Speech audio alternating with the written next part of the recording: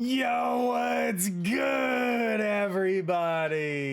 On Friday, the finest program is coming out in MLB The Show 22, and we are going to get the best cards of the year in that program. They're going to give us one player from each team, and I'm here to predict exactly what 30 players we are getting this Friday for the finest program. We're starting out with an easy one today, folks, because we got the Orioles, and there's really only two candidates, and it's between Felix Bautista and Adley Rutschman. I believe that SDS is gonna give the nod to Adley Rutschman. He had a 254 average with 35 doubles and 13 home runs throughout the year.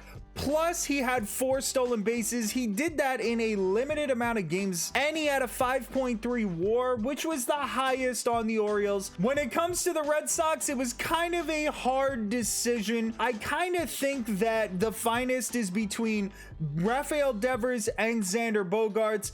But ultimately, I think they're going to give the nod to Xander because they did give Player of the Month to Rafael Devers. I kind of think they're going to give a finest to both of them because they both had incredible seasons. 307 average, 38 doubles, 15 home runs, 8 stolen bases, and a 6.1 WAR. He is well deserving. The Yankees finest is kind of easy, to be honest, because we already got that 99 Judge. We just got the 99 Garrett Cole. We just got a 99 Anthony Rizzo and a 99 Bader. So the only two guys left that are kind of deserving of a finest card are going to be Nestor Cortez and Jose Trevino. I believe that they're going to give the nod over to Nestor Cortez. He was basically the ace of the Yankees staff. He did better than Garrett Cole, in my opinion. 2.44 ERA, 9.27 Ks per 9, and a .92 whip. Nestor Cortez should get the nod over Trevino. The Rays were a bit complicated. I think the clear favorite and the obvious best player on their team this year was Shane McClanahan. And though Shane McClanahan did get hurt and he did miss a portion of the season, he had himself a 2.54 ERA. He had 10.5 strikeouts per 9, and he had an under 1 whip with a .93. I think Shane McClanahan is gonna get the nod despite missing games. For the Blue Jays, this one was kind of tough, but they've had a lot of really great players on their team, but they've also had those guys get pretty good cards. So we got the 98 Alek Manoah from the All-Star game. We got the 99 Bo Bichette Player of the Month. Vlad Jr. doesn't deserve the finest. Alejandro Kirk maybe could be in the running, but they already gave him the 97 All-Star. I think what they're going to do is they're going to give us George Springer. And George Springer had a 267 average, 22 doubles, 25 home runs, 14 stolen bases, and a 4.2 WAR. George Springer is a fan favorite among MLB The Show players, so SDS kind of likes to give finest cards to those guys. For the White Sox, there really can only be one, and that's going to be Dylan Cease, because Lou Bob was great, but Dylan Cease was absolutely dominant this year. He is in the running for the Cy Young Award. He had a 2.2 ERA, 11.1 Ks per 9, and 1.11 whip. Dylan Cease should definitely get the White Sox finest. For the Guardians, they had a lot of really great players, but there's two guys that stand above the rest, and that's Jose Ramirez and Andres Jimenez. Well, we have yet to get a great Jose Ramirez card. We did get that 97 All-Star card of Jimenez. J-Ram doesn't have a great card yet. He had a 280 average, 44 doubles, 5 triples, 29 home runs, an 869 OPS, 20 stolen bases, and a 6.2 WAR. Jose Ramirez was one of the best players in baseball. The Tigers are a sorry excuse for a team. Going over all the numbers for the Tigers was super difficult. I don't know who they want to give the finest to among these guys. There's really nobody great here. But the person that we chose is actually not even here. We're going with Tarek Skubal, and the reason is because Skubal was the best player on the Tigers. The only other guy that has maybe a case is Javi Baez, but realistically, Skubal was their ace. 3.52 ERA, 1.15 whip, 8.9 Ks per 9. Even if he missed some time during the season, Skubal was their best player. And we have yet another terrible team. We got the Royals. And the Royals basically is a two-man race between Brady Singer and Bobby Witt Jr., but I think that they're going to give the nod to Bobby Witt because everybody seems to love his cards, and he had a 254 average, 39 doubles, 6 triples, 20 home runs, and 30 stolen bases. It wasn't the most mind-blowing season, but all in all, Bobby Witt had himself a solid year. Now, the Twins are a little tough to choose from because you got Buxton, who was hurt for most of the year. We got Correa, who is clearly their best player, but they just gave us a 99 of him. And you have Duran, who was an outstanding rookie. Ultimately, I'm going with Buxton. I think they're finally going to give us the finest Buxton that we've been craving since MLB 21. They did not give him to us last year. He had 28 home runs this year in 92 games. He had an 833 OPS, and he was responsible for 4.0 WAR. Buxton may have had a season cut short. He may have had a low average, but honestly, it was still a really great season from him. At first, when I looked at the Astros, it seemed really difficult to choose between these guys. But if we break down the playoffs and the World Series, then we can eliminate some of these guys. So Yordan Alvarez, definitely getting a playoff card. Kyle Tucker, he should be getting a playoff card as well. Bregman should get himself a playoff card, and so should Jeremy Pena. So just those 4 guys alone, we could toss them out. Justin Verlander, you're going to find ways to get him a good card no matter what. So that kind of takes us just down to 2 people, and Christian Javier may very well get a playoff card as well. I'll tell you who's not getting a playoff card: Jose Altuve. He may have had himself a 3-hit game the other day, but getting 3 hits in a game and bringing your average up to like 79 points on the entire playoffs ain't gonna get you a card. But besides that, Altuve did have himself a great year. 300 average, 39 doubles, 28 home runs, 18 stolen bases, a 921 OPS, 6.6 WAR. I may not like the guy, but I got to admit he had himself a great year and deserves the finest card. The Angels' finest is gonna be between Shohei and Mike Trout. A lot of people have been speculating that we're gonna get some sort of Takashi Okazaki Shohei Ohtani card. I think it's fair to say that we should expect a finest Mike Trout, which if you've played in past games or even this year with his live series card, you know that Mike Trout has one of the best swings in the game, so we're all excited about this. And Trout had himself an astounding year. Even though he was out for a long period of time, he still had a 6.0 WAR, which led the Angels.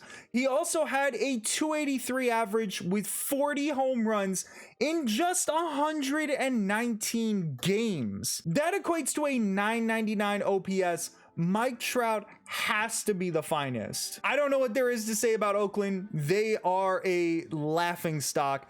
The only guy that had himself a good year was Sean Murphy. Sean Murphy had himself a 250 average with 37 doubles and 18 home runs. Sean Murphy is the only candidate from Oakland. Seattle was a fun one to choose from. There's a lot of really good players on this team, but we did get a bunch of these guys as playoff cards just a few days ago. So really that leaves us with one candidate, which is the best candidate. It's Julio Rodriguez.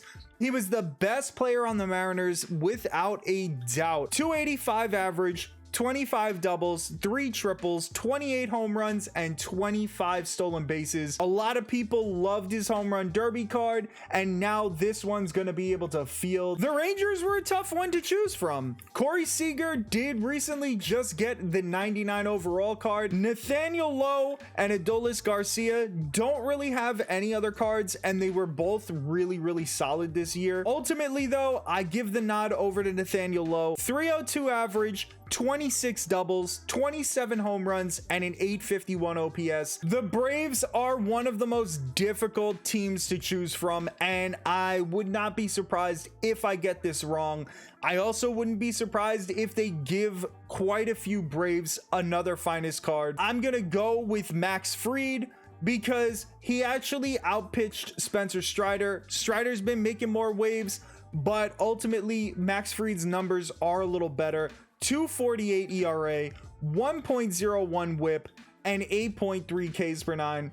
Spencer Strider is certainly deserving of a finest card, and I hope he gets it, as are Michael Harris and Dansby Swanson. I don't know how they're going to handle all this, but I'm looking forward to seeing what they do. The Marlins have only 2 candidates, and it's not really as close as it may seem. Sandy Alcantara should get the finest card. Absolutely incredible season from him. Another Cy Young candidate. 2.28 ERA, 0.98 whip, and 8.1 Ks per nine. Sandy Alcantara had an amazing year. Jazz did a great job, but I think Sandy blows them away. The Mets were another tough team to choose from. We just got the 99 Francisco Lindor. Pete Alonso already has a really solid home run derby card. There's not much more you could do to make his card better. Max Scherzer has a chance to get a 99 with any one of his other accomplishments throughout the league. Jacob deGrom barely played, and Edwin Diaz already got a 97, and I have no idea how to make that 97 any better, and I also don't think that it would be a playable card. That takes us down to Jeff McNeil, Starling Marte, and Brandon Nimmo. I think that SDS is gonna give the nod to a fan favorite, a guy that a lot of people love using, and that's Brandon Nimmo with a 274 average, 30 doubles, 7 triples, 16 home runs, and a 5.4 WAR. The Phillies were a tough one to choose from as well. I think we can eliminate a few of those because of their possible postseason cards, and I think that's going to be JT Realmuto, Bryce Harper, and Zach Wheeler. That takes us down to Aaron Nola. A 3.25 ERA, a .961 whip. He led the league in walks per nine with a 1.3, and he had a 10.3 strikeouts per nine number. And we once again stumble upon a really sad team, and that's gonna be the Nationals. This was the most difficult one to choose from. I still don't even think that I'm right. The 2 team leaders in WAR for the year are Juan Soto and Josh Bell. Neither of them is even on the Nationals anymore. This was so hard to figure out. I ultimately just went with Ruiz.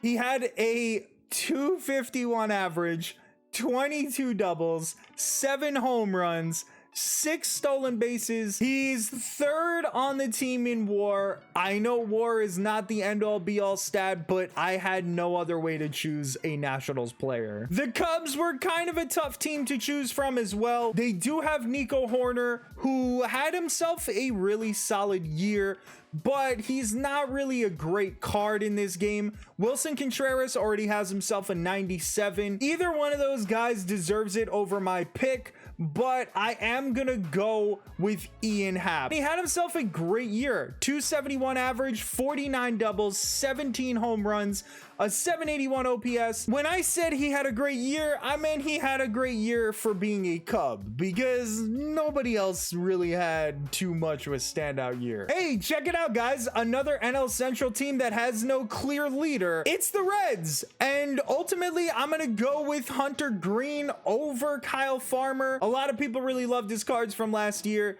4.44 ERA, which is not good. 1.21 whip, which is not great, but he did have himself 11.7 Ks per nine, so we could praise him for that. He didn't play the whole year, but a lot of guys from the Reds really didn't. The only other candidate is Kyle Farmer, and I just think Hunter Green's a better card. The Brewers have a ton of really solid options, but there's one above them all, and that's Corbin Burns. Although Willy Adames leads the team in WAR, Corbin Burns had himself an amazing year once again. 2.94 ERA, 0.96 whip, 10.8 Ks per nine, and only 6.4 hits per nine. Corbin Burns is once again going to be the Brewers' finest. Yet another bad NL Central team, but we will give them a little bit of the benefit of the doubt. They had a few shining lights, and one of those shining lights is Brian Reynolds. Only a 262 average, but he had 19 doubles, 4 triples, 27 home runs, and an 807 OPS.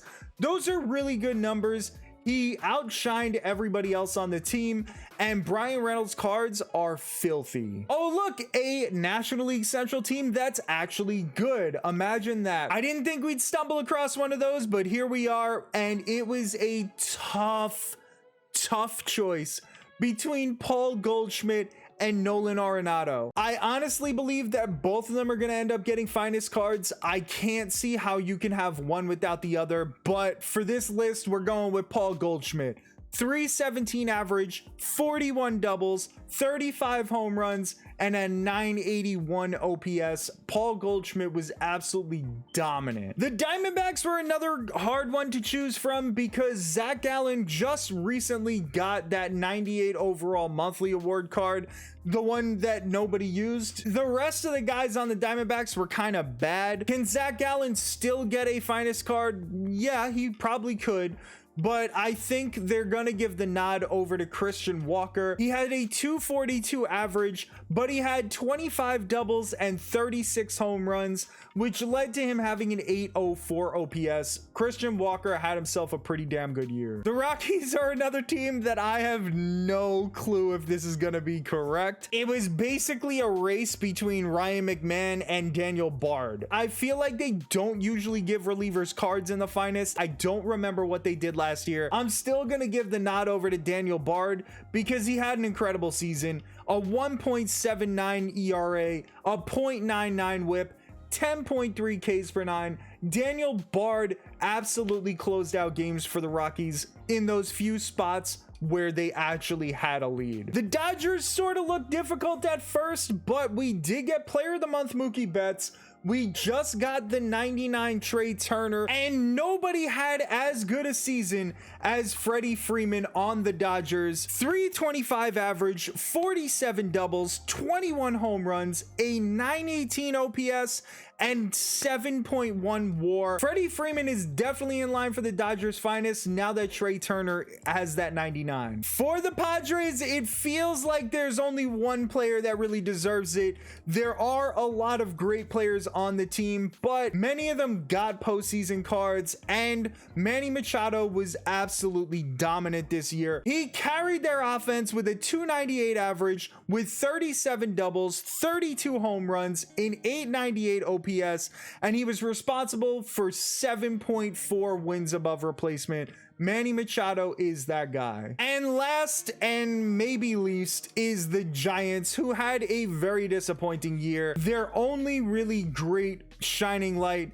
was Carlos Rodon. 2.88 ERA, 1.02 whip, 12.0 Ks per nine, and 6.6 hits per nine. So those were our picks for the finest. I'm kind of excited to see over the course of the week all their reveals to see if I was right or wrong about different cards, but I think that I'm going to be right on the majority of these picks. Let me know in the comment section below if you think that they're going to be somebody else, and if you enjoyed the content, please give the video a thumbs up, subscribe to the channel, it helps out a ton, and I'll catch you on the next video.